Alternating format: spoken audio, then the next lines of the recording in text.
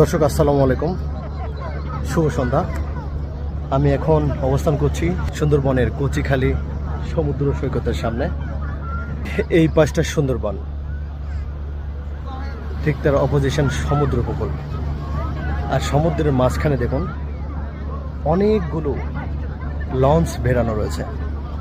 এগুলো সবগুলোই tourist vessel. আমাদের মতো ট্যুরিস্টদেরকে নিয়ে এসে ছোট নৌকায় করে এই পাড়ে নামিয়ে দিয়েছে, সেখানে তারা অবস্থান করছে। শুধু দেখুন পরিবেশটা অসম। আমরা তো সমুদ্র সৈকত দেখেছি, কিন্তু এই সমুদ্র সৈকতটাই একটু ডিফারেন্ট সকল সমুদ্র সৈকত থেকে।